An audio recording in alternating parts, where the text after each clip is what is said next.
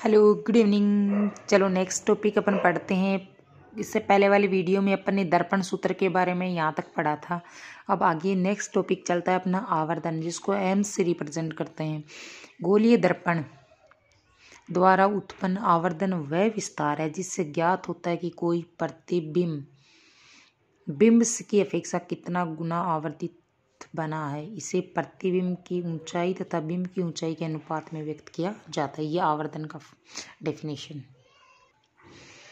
अब देखो, यदि बिंब की ऊंचाई h और प्रतिबिंब को h डेस लगाना होगा, वरना तो दोनों h मिल जाएंगे। h डेस हो तो आवर्धन का सूत्र हो जाएगा प्रतिबिंब की ऊंचाई बटे बिंब की ऊंचाई, और प्रतिबिंब की ऊंचाई को तो h डेस से और बिंब की ऊंचाई s, तो आवर्धन को m से लिखते हैं तो m बराबर बन जाएगा -v बटे u। -v क्या होता है? प्रतिबिंब। और बिंब की ऊंचाई बिंब होता है, उसको लिखते हैं u। और -v यहाँ पे क्यों आया? क्योंकि जो कार्य चिन्ह परिपाटी थी, चिन्ह परिपाटी के अकॉर्डिंग प्रतिबिंब को हमेशा v लिखते हैं और वस्तु को बिंब होती है उसको u लिखते हैं।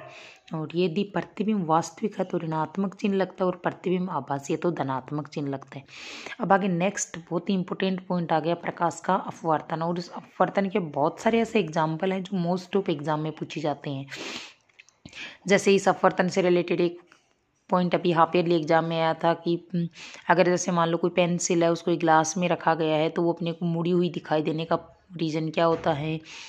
या अपने को नीचे वाले पेंदे से कोई पेंसिल को अगर पानी के भरे ग्लास में रखते हैं तो अपन को ऊपर उठी हुई क्यों दिखाई देती है? तो मोस्ट ऑफ ये प्रकाश के अपवर्तन के कारण होता है। जब कोई प्रकाश की किरण एक माध्यम से चलकर दूसरे माध्यम में प्रवेश करती है तो वह अपने मूल मार्ग से विचलित हो जाती है। इस घटना को प्रकाश का अपवर्तन कहते हैं। जब कोई प्रकाश की किरण विरल माध्यम से सघन माध्यम में प्रवेश करती है तो अभिलंब की ओर झुक जाती है, और जब सघन माध्यम से विरल माध्यम में जाती है तो अभिलंब से दूर हट जाती है। अब देखना इसका डायग्राम। बीच में ये वाला अभिलंब, ये ऊपर का वायु विरल माध्यम, और ये नीचे जलीय माध्यम जिसको सघन माध्यम बोलते हैं। प्रकाश की किरण विरल माध्यम से सघन माध्यम में है तो सघन माध्यम में देखो सीधी नहीं जा करके अभिलंब की ओर झुक जाती है, ठीक है। और अगर इसको उल्टा देखेंगे कि सघन माध्यम से विरल माध्यम में जा रही है तो अभिलंब से देखो क्या हो गई, ये दूर हट गई। ये इसी की डेफिनेशन है, देखो ध्यान से देखना।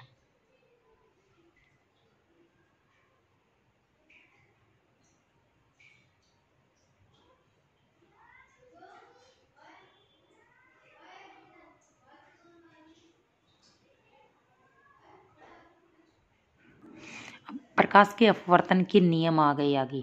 आपतित किरण, अपवर्तित किरण और अभिलंब तीनों एक ही तल में होते हैं। फर्स्ट। सेकंड पॉइंट है आपतन कोण की ज्या व अपवर्तन कोण की ज्या का अनुपात एक स्थिरांक होता है, और वही कहलाता है स्नेल का नियम। स्नेल का नियम होता है देखो साइन आई बट्टे साइन आर बराबर स्थिरांक। फिर एक पॉइंट है नोट, प्रकाश का अपवर्तन वेग परिवर्तन के कारण होता है। फिर देखो आयताकार, कांच के आयताकार स्लैब में प्रकाश का अपवर्तन कैसे होता है, ये पॉइंट अपन आगे नेक्स्ट वीडियो में करेंगे।